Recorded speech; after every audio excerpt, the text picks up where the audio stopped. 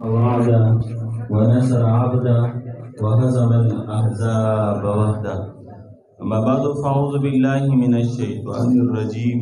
بسم الله الرحمن الرحيم. إن الأبرار لفي نعيم وإن الفجار لفي جحيم. وقال النبي صلى الله عليه وسلم: أعظم النكاح بركة أيسره مؤونة، او كما قال النبي صلی الله علیه وسلم. درود شریف پڑھیں سلام.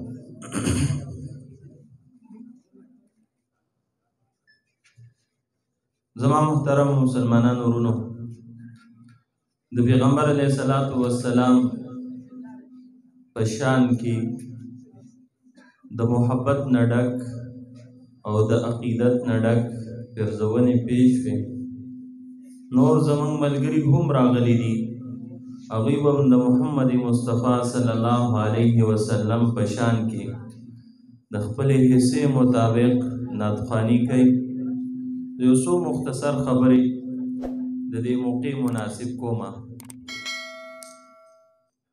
یو کامیاب واده عرب ورته الزواج الناجح وایي، او یو ناکامه واده عرب ورته الزواج الفاشل وایي. شریعت د دې دوانو خبرو اصول مقرر کړي دي.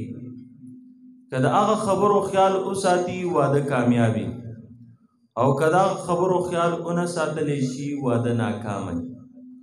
واده چې کامیاب شي نو د کور نه جنت جوړیږي، او واده چې ناکامه شي نو د کور نه جهنم جوړیږي. واده به کامیابیږي په څه باندې؟ لومړی خبره دا ده چې رشته کولو کې تحقیق کول پکار دي. بعض خلک دا بزرګي ګڼي چې زوی له رشته کوي یا لور له رشته کوي په سترګې پټې کړي. شریعت د دې خبرې قایله نه دی. د اخلاقو د دینیاتو تحقیق دا لازم دی په شریعت کې. پیغمبر علیه الصلاۃ والسلام د یو زنانه رااله، فاطمه بنت قیس رضی الله تعالی عنها نوم یې. پیغمبر علیه الصلاۃ والسلام ته وایي: یره جی وی د دوو کسانو رشته راغلې ده. وی معاویه رضی الله تعالی عنه هم زما رشته طلب کوي، او حضرت ابو جهم رضی الله تعالی عنه هم زما رشته طلب کوي. نو تاسو راته ووایئ چې د معاویه سره واده وکم او که د ابو جهل سره واده وکم. دواړه لوی عظیم الشان خلک دي، د غټو قبیلو سرداران دي، او لوی لوی عظمت ورته حاصل دی. لیکن پیغمبر علیه الصلاۃ والسلام صفا او فرمایل: اما معاویه فسعلوک لا ماله. معاویه څه خو هېڅ هم نشته، خوی به څه د هغه په کور کې هېڅ هم نشته، هغه څه خو مال نشته، تا به وساتلی شي. اما ابو جهل فلا یعزع صوته عن عنقه. ابو جهل خو د ولي نه چوکه نه ښکته کوي، یا خو شپه ورځ وخل ټکول کوي. دواړو څه واده مه کوه. جي چا څه واده وکړم؟ وي اسامه سره واده وکړم. که ما تعالی څوک راغلی وي موږ به دام بزرګي ګڼله، یاره به ستا خوښه د ډېر ښه خلک دی، بله عیبونه پکې ښکاروي، او موږ یې خلکو ته نشو ښکاره کولی چې ده کې دا مسله ده. حالانکه شریعت وایي ټیک ټاک صفا خبره په دې موقع کې کوه، دا په غیبت کې نه راځي. نو پیغمبر علیه الصلاۃ والسلام د تحقیق حکم ورکړی دی. نو رشتې کولو کې تحقیق کول پکار دی. یو ځل حضرت ابو موسی شری رضی الله تعالی عنہ رشته کوله. پیغمبر علیه الصلاۃ والسلام ورته وفرمایي: جینۍ دې لیدلې ده او که نه؟ وی جی لیدلې خو مې نه ده. وی نه، وی دا ستا د رشتې د دوام باعث جوړیږي. یو تحقیق پکار دی. دویمه خبره، شریعت په خپله باندې یو حکم کړی دی چې هغې ته کفاءت ویلی کېږي. رشته په کفو کې پکار ده. په کفو کې کوم خبرې چې معتبر دي نو په هغې کې یو حرفت دی، یو دینیانت دی، او یو په هغې کې مالیت دی. دوه رشتې چې کله کامیابیږي نو په هغې کې به د یو څو خبرو خیال ساتلی کېږي چې پیشه د دواړو یو شانتي. داسې نه چې د جینۍ پیشه اوچته وي د خاندان او د هلک پیشه ښکته وي، بیا به د جینۍ خلکو ته سپک ښکاري او دا خاوند هم ورته سپک ښکاري. دیندارۍ کې توازن. جنۍ په مدرسې کې سبق ویلی دی او د تقوا زندگی تیری، او هلک نه مونځ پېژني او نه اودس پېژني، دیانتدارۍ کې یو شانتي نه دي، دا رشته نه کامیابېږي. او مالیت کې هم توازن پکار دی، چې مالیت کې توازن نه وي او هلک ډېر زیات غریب وي او جنۍ د مالدارې کورنۍ سره تعلق ساتي، نو بیا ټول عمر د هغه نه داسې مطالبې کوي چې هغه مطالبې پوره کېږي نه، نو رشتې ناکامه کېږي. نو د کفو خیال ساتل پکار دی. درېیمه خبره چې شریعت موږ ته ښودلې ده هغه دا چې رشته د خپل پسند مطابق کول پکار دی. پیغمبر علیه الصلاة والسلام فرمایي لم ترا للمتحابین مثل النکاح، دو محبت کوونکو لبا د نکاح په شانتي څیز بیا نه مومي. چې د یو هلک یو جنۍ خوښه شوله نو د شریعت حکم دا دی چې ویې کوله، او چې د یو جنۍ یو هلک خوښ و بیا هم د شریعت حکم دا دی چې څه داسې بنیادي خطرناکه مسله به کې نه وي، نو هغه رشتې کول پکار دي. دا د پیغمبر علیه الصلاة والسلام تعلیم دی. امام ابن جوزی رحمت الله علیه د دې عشق مجازي په باب کې یو ډېر لوی ماهر سپیشلیسټ عالم دی. په دې باندې په سوونو صفحو کې کتاب لیکلی ضم الهوا، او په ټول کتاب کې دا خبره کوي وی د عشق مجازي نه ځان وساتئ، د دې دا نقصانات دي، دا ضررونه دي، دا ضررونه دي. او اخر کې یو ډېره زیاته عجیبه خبره کړې ده، وی که خدای مکه په دې غم واوښتلې او څوک دې خوښ شولو نو ګورې چې بیا د نه خلاص نه شي، بیا خامخا وکړه. وی بس بیا چې هر څنګه کیدی شي خو چې دا رشته درنه ګډه وډه نه شي، بیا ډېر محنت وکوي، څومره جایز طریقې چې درځي وی ټول داونه اپناو کا، خو ګورې چې دا رشته درنه بیا خلاص نه شي چې یو ځل دې په عشق او په محبت په زړه کې پیدا شي. دا د ابن جوزی رحمت الله علیه په شانتي یو ناصح او پوه عالم په ضم الهوا کې خبره کوي. یو طرف ته مذمت کوي چې دا کار نه دی ټیک، نه دی ټیک، نه دی ټیک، او بل طرف ته وایي چې بس اوس وختې په دې لانجه، نو علاج د ټولو نه غټ دا دی او دوایي د ټولو نه غټه دا ده چې اوس ورسره واده وکړه. دلته هلک وایي ځان وژنم، او پلار وایي مړ که ځان نه کوم د الله، او خفه دی ورته چې د دې جنۍ دا رشته نه ده خوښه، او په زور یې په هغه ځایونو کې رشتې کوي، بله ورځ یا خودکشي وکړي یا د هغه کوره وتښتي. دا ډېرې لویې مسلې د دې سره راوچته شي، او چې د هغوی خپل منځ کې یو بل خوښ دي، نو تا ته شکایت د څه خبرې دی؟ پکار دا دی چې تا ته په دې کې هېڅ قسمه شکایت نه وي، که اخلاقي او دیني معاملات یې ټیک دي او د هغوی خپل منځ کې یو بل سره د پسندیدګۍ اظهار دی، نو بس بسم الله کوه او داسې رشتې وکړه. لارانو ته دا درخواست دی چې د دې خبرې ډېر زیات خیال وساتي. په معاشره کې هم د دې په بنیاد باندې ډېر لوی بګاړ او فساد راوچت شوی دی.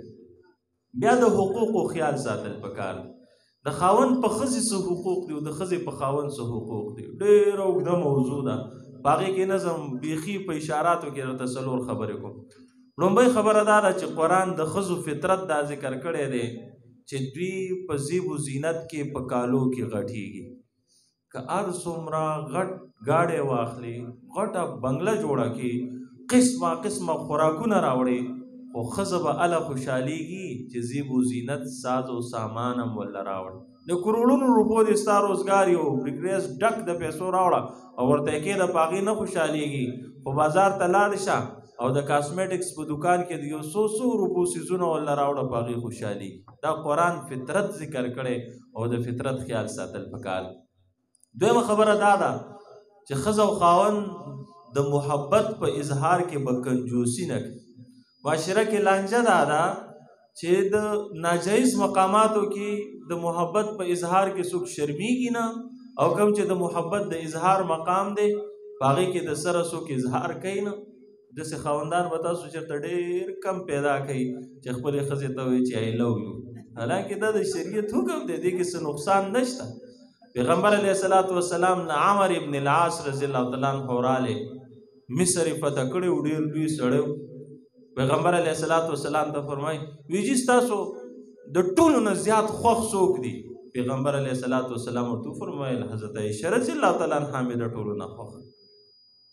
دا کنجوسي نه وه په دې کې چې حضرت عایشه صدیقه رضی الله تعالی عنها ته د دې خبرې پته لګېدلې چې پیغمبر علیه الصلاۃ والسلام په ډک مجلس د صحابو کې ویل چې د ټولو نه زیات محبت مې د حضرت عایشه صدیقه رضی الله تعالی عنها سره دی، نو هغه به څومره خوشحاله شوي او د هغې به د پیغمبر علیه الصلاۃ والسلام سره محبت څومره سیوا شوي.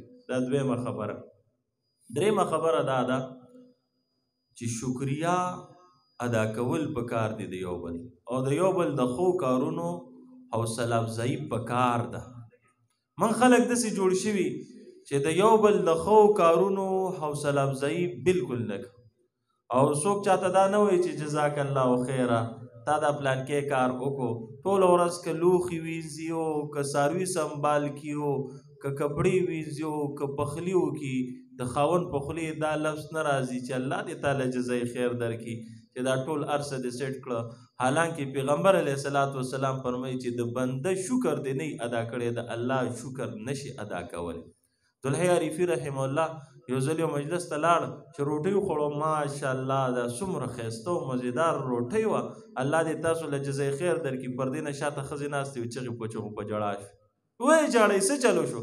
وی دوی خو 15 کاله وخوړه، یو ورځ یې مونږ ویل چې دا ښه ده، او چې تاسو نیکان خلک یاستئ نو زمونږ ته څومره خوشحالي میلاو شوه، کوم مشقت او تکلیف چې م کړی نو هغه مشقت او هغه تکلیف زمونږ ختم شو. بیا دا هم بنیادي خبره ده، که رشته او واده کامیاب جوړول غواړئ نو د فضول شکونو نه به ځان بچ کوئ. دې کې ډېر افراط او تفرید کېږي. بعض خلک اینی چې زما په کور کې خلاف حیا او خلاف شریعت کار کېږي او سترګې پټئ، دې ته دیوسیت ویلی کېږي، موږ چې ورته پښتو کې دوس وایو. دا یو خطرناک مرض او خطرناک ګناه ده، دا به نه برداشت کې. او بل طرف ته بعض خلک دی به خلکو پسې په سر سرنا کوي او په زور ځان له شکونه او شوبې پیدا کوي، نو شکونه او شوبې به په زور نه پیدا کوي. عثمان ابن زید رحم الله یو ډېر لوی بزرګ دی، او عافیت بچاو د دې 10 حصې دي. 9 حصې دا تغافل دی، لږ ځان به غافله ساتي، جاسوسي به نه کوي په خلکو پسې. کله چې امام احمد بن حنبل رحم الله ته دا خبره ورسېدله چې عثمان رحم الله فرمایي چې د عافیت 10 حصې دي او 9 حصې په تغافل کې دي، جاسوسي به نه کوي، ځان به لږ داسې خاموشه کې او لږ غلی به کې او لاپروا به کې. هغه وایي یاره غلط شوی دی خبره کې، وی د عافیت 10 حصې دي، وی 10 وانه په تغافل کې دي. نو تغافل چې شمپوشي دا به لازم او ضروري ګڼي. بل طرف ته د موضع تهمت نه به هم ځان بچ کې. موضع تهمت داسې کار به نه کېږي چې په هغې کې په خلکو شک او شبه پیدا شي. او د موضع تهمت د ټولو نه غټ سبب دا موبایل دی. یو ځل داسې وشو لومدې 400 کې اخبار کې راغلی و، یو زنانه و هغې سره موبایل ساده موبایل وړوکې او په هغې کې چې غلطۍ سره نمبر میلاو کو چې د زنانه اوچت کو هیله وې وکړو، بس هغه څوک فاسق او فاجر سړی بیا هر وخت دې ته کارونه کول او دې به چې کال څنګه اوچت کو بس بندو به او میسیجونه به هم کول، په هغې کې به دا ګاډې وړې خبرې لیکلې. یو ځل دا موبایل داسې کور کې پروت و او خواښ یې موبایل اوچت کو، چې څنګه اوچت کو بس د هغې طرف نه هغه په عجیب انداز کې د محبتونو د اظهار الفاظ ویل. بوډۍ پوه شوه چې دا خو مې زوی نه دی او هسې هم دا غنګور سره نه لګېدله. بس زوی په سعودي کې و، فوري ورته ټلیفون وکړو چې غلا خو مې ګیره کړله او دې ته خو خلک ټلیفونونه کوي او قسم دی چې داسې داسې الفاظ یې ویل. هغې خپلو اوښو ته ټلیفون وکړو، هغه ویل زر لاړ شئ او موبایل چک کړئ. چې موبایل وکړ په سوونو پیرې کالونه راغلي وو. بیا ویل تاسو میسیجونه وګورئ، چې میسیجونه یې وکتل ټول میسیجونه د دې ګاډو واړو نه ډک وو. ویل مړه کوي دا ښځه یې مړه کړله. چې وروسته یې تحقیق وکړو نو بس هغه د دغه یو ټکي نه ماسیوا د دې ښځې چې صرف هیله وې کړی د دې نه علاوه جواب نه ورکړی. ورونه یې غوسه شو چې دا خو راباندې دې بوډۍ او دې اوښې وجله، هغوی دواړه یې مړه کړه. بیا د دوی ورونه راپاڅېدل او بلا قتلان پکې وشو. نو دا د تهمت څیزونه دي، د دې نه به ځان بچ او محفوظ ساتي.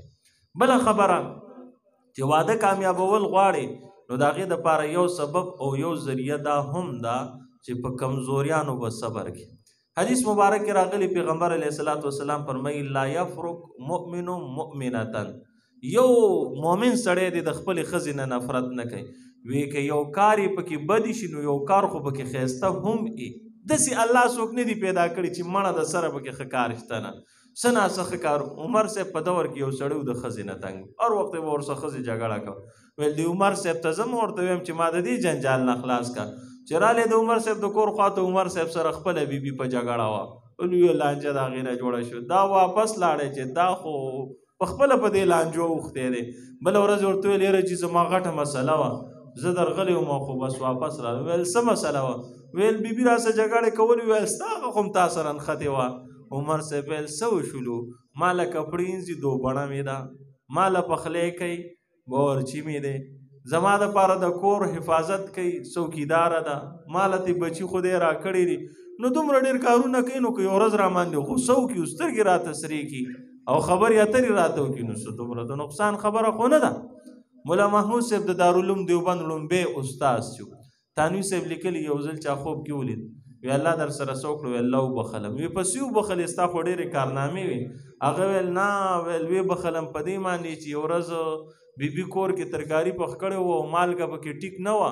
او سخته غوسه راله ما ویل د دې دومره کلونه وشو دا د مالګې په ترتیب پوه نه شو نن یې برابرو ویل غلی شه خوله پټه بهتري ده وی الله پاک راته ویل چې دغه یو غلطي دي د دې ښځې ماف کړې او پټه کړې دي دا په دې مې وبخل دا الله سه د بخنې راز او الله سه د بخنې ذریعه ده حکیم اختر رحم الله لیکلي دي وی څوک چې خپلو ښځو له تکلیف ورکوي وی د دوی نه به سا ډېره په سخته وځي او په آخري عمر کې به وی دا په پالچ باندې مبتلا کېږي او په کلونو کلونو به وی دا په کټ کې پراتی و چغې و سورې به وکړي مشاهده دا د بزرګانو تجربه ده او بزرګانو په دې باندې عمل کړی نو کمې کوتاهۍ کمزورۍ او غلطۍ چې کېږي په هغه کوتاهو کمزورو باندې په هغې باندې به بند مؤمن صبر کوي بیا به ورته نجات او کامیابي میلاویږي د یو څو خبرې د نجات او د کامیابۍ او د کامیاب واده په سلسله کې مو وکړې الله پاک دې موږ ټولو نه راضي شي